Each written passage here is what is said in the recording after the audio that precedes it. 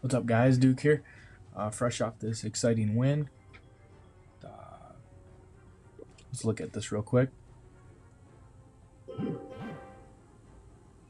Jenks, awesome job on D.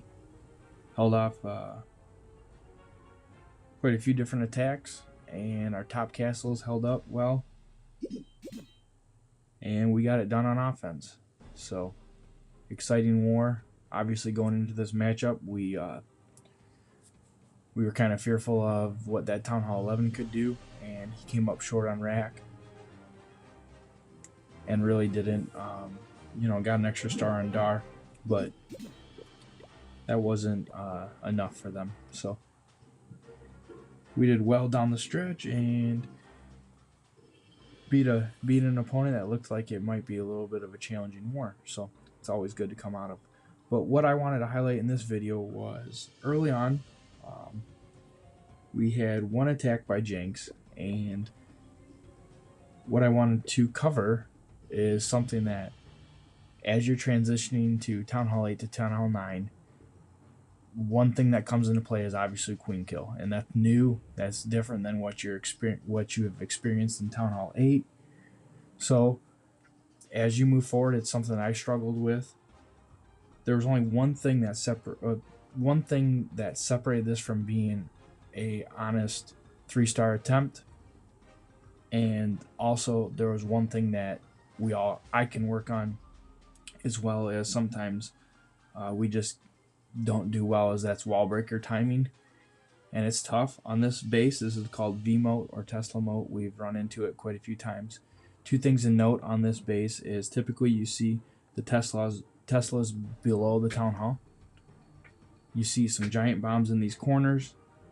You also have, I believe, giant bombs below, sometimes in this compartment, also sometimes in by the Teslas. And typically you also find, I know Dar ran into this issue, I think one war, because of where you want to send your golems in, they don't ever trigger these traps down here, and you also see spring traps and bombs down here to stop a clean wall break. And that's something that Jenks had issue with. He ended up getting in okay, and it turned out to be okay. But as a result, Dar had to use a jump a couple wars ago to get into the Tesla moat to even get access to the queen. You see a lot of unconventional queen kills in this base. There being that there's so many, especially at higher level Tesla. When the Tesla are higher level, you see a lot of unconventional queen kills, whereas the king might go down early or might get ate up by the expos targeting him, or just all sorts of things. Golems fizzling out a little sooner.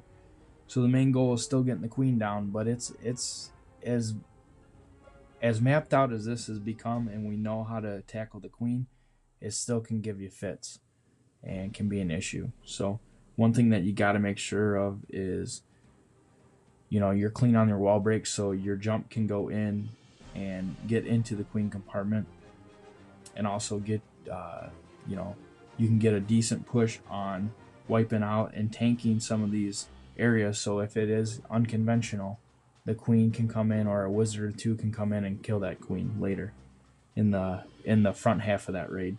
So the only other thing that Jenks did well on this design, you usually want to send a golem down to this archer mortar combo and this archer mortar combo. You don't want to get too wide. He didn't get too wide. He even deployed his golems in the correct order because of the hit point difference between level 2 versus level 4. He's got a level 4 coming out of the clan castle. He dropped that on that archer tower, which was on this right side archer tower, which was the right move, because it was going to have more hit points to tank longer. And then he drops his other golem on this combo. Could have done a test wall breaker, didn't. And then the only other thing that separated this was devoting too many wizards to the front half, or the funnel creation.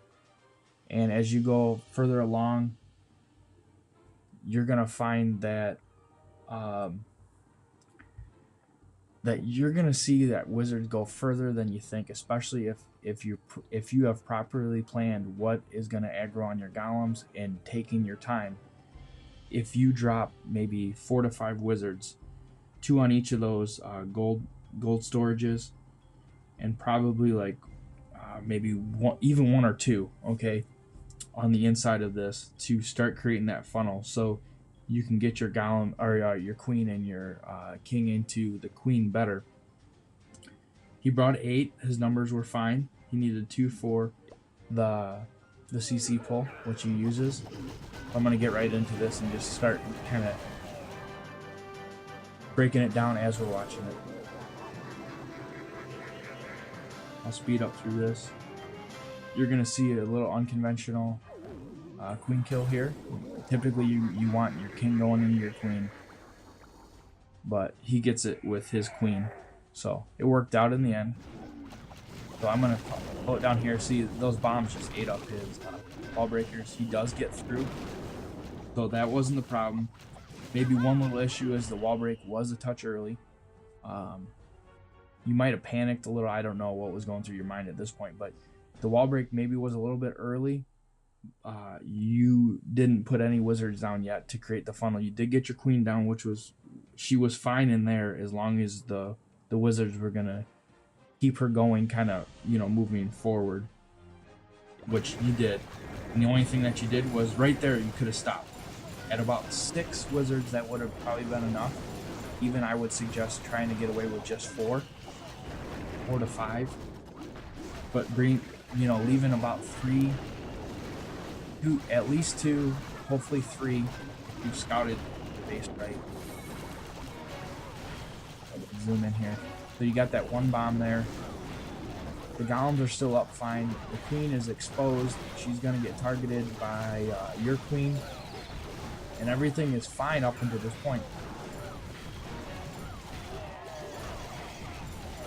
If you had your a couple wizards in the bag.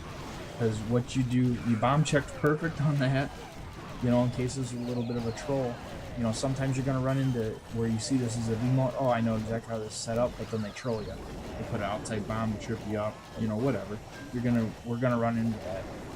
But the hogs were deployed fine. Your heals were spot on. Your hogs had to double back just a little bit in this area, but they were bunched up enough that last heal benefited all, you know, pretty much all of them. And they actually were able to get buffed back up after that last bomb. So at this point, everything's looking good. If you had just a few wizards in the bag left, I know you devoted all your heroes. Your king kind of walked on you. He probably would have fizzled out anyways. Your queen typically fizzles out. And what you're left with, you want to be left with, is quite a few hogs. You know this from Town Hall 8. And some wizards. So just don't devote too many to your front half. And you're going to see a lot more 3 stars coming your way. That very well could have been a 3-star had you had a few wizards on cleanup duty. So that's really the only thing I want to point out. Everything was really perfect. It's just sometimes the small little details, even with the extra time we got, the small little details in the front half of a war or attack can make the difference between a 98 gut-wrenching 1-star to a 3-star knockout. So good work, Jenks. You've transitioned into Town Hall 9 pretty nicely. You're starting to see what a queen kill's like. You did fine on that. Just devoted maybe a couple too many wizards to your queen kill, and that cost you the 3-star. So keep on working on that. You have a good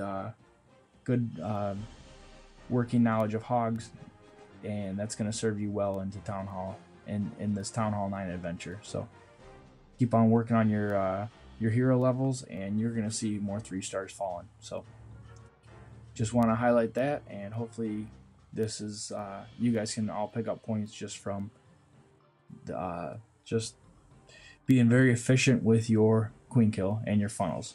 So we will talk to you guys later, and hopefully next war brings us to level 5 clan, which is going to be huge. So Keep up the good work, fellas, and I will catch you guys later.